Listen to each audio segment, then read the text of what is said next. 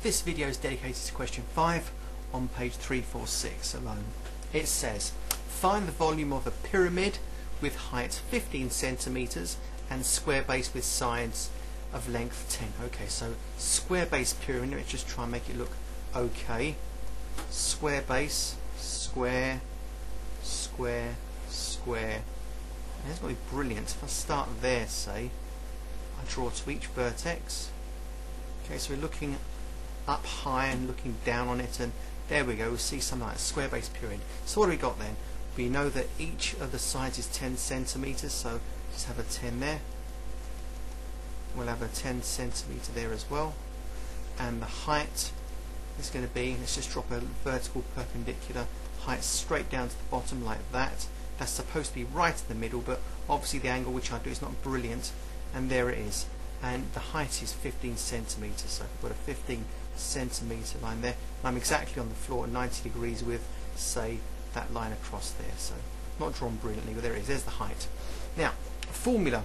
Here we go. Volume. Volume equals 1/3 times the base area, just like for any pyramid,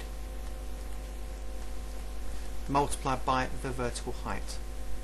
Substitute our numbers in there, which is 1/3 times, well, the area is of course 10 by 10, so let's put a little bracket for that to show that we've seen it.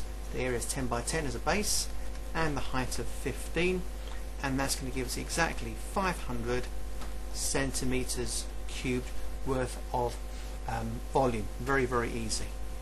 Part 2. Oops. Get rid of it.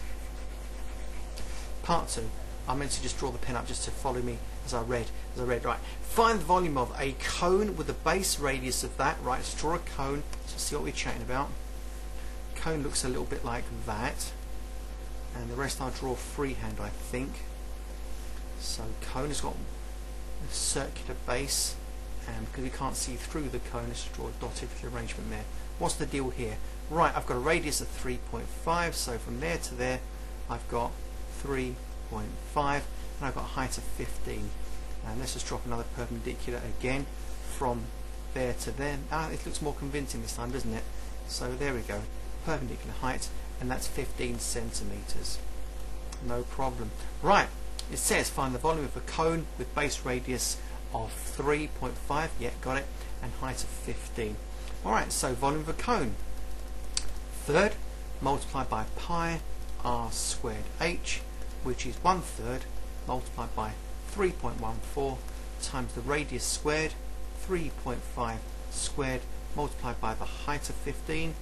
Put that into your calculator. Like I said before, you can say 3.14 times 3.5 squared times 15, press equals, and then divide by 3. Whichever way you do it, you get an answer of 192.3 because I've prepped it myself before. So there we go, 192.3 centimeters cubed worth of volume for a cone with those dimensions. Now, part B, I hope to squeeze it in here. I really do. So that's part A, 1, and that's part A, 2, and now I've got to try and fit B here somehow. What is the radius of the base of a cone of height 15 that has the same volume as the pyramid in 1A? In other words, the same volume as the pyramid in 1A. I'm working with 500 here, aren't I? So I'm looking at a brand new cone with radius of unknown but of height 15 that links to the area of the pyramid in question A1 rather than 1A. Okay. Now, what is the volume of what is the formula for the volume of a cone? It's this. Obviously, if I'm talking about volume of pyramid in part A1, then I must be talking about the volume of a cone as well to compare like with like. So the formula for the volume of a cone is this: 1/3 times pi times radius squared times h, and we know that's got to come to 500 centimeters cubed, haven't we? Because it says so right there, where we worked out the area of the cone, sorry, the pyramid in A1, where the volume was 500. So let's just substitute what we know: 1/3 times 3.14 times radius squared, don't know yet, times the height 15, all comes to 500. What can I do here? Right, take away my third over to the other side and multiply by 3? Can do that, can't we? Loads of things. So I'm going to say 3.14 times radius squared times 15, or a third of 15. I'll just cancel it out by just saying it's basically 5, isn't it? Because a third of 15 is 5, just cancel it down. I know I'm allowed to use a calculator, I know I can do that. Right, so I've got 5 lots of pi.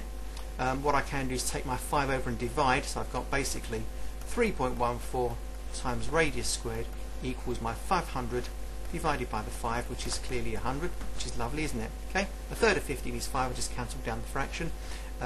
So I've got radius squared is going to be 100 divided by 3.14, and I'm gradually wearing this out, and then the next step is press that square root button. So r is going to be the square root of whatever 100 divided by 3.14 is. Now, I worked it out earlier, it came to 5.6 centimeters. Let's put a little box around that. That's correct. Should have been in yellow. Do it again. There we go. 5.6 centimeters. A tidy little question. Okay. Let's just go over part B again quickly. The volume of a cone is going to be a third times pi times radius squared. I know that, I know that, and I know that. And I'm told it must equate to the same volume as the volume of the pyramid in part A1. Well, that's 500.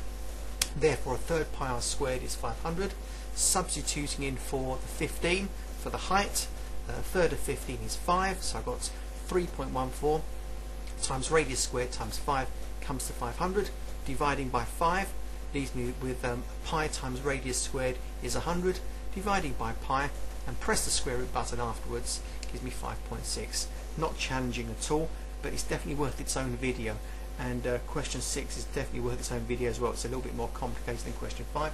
In fact, question 6 is the first question where it rates itself as grade A star. So we'll see where the problem is with that one, but it's certainly more involved than this question 5.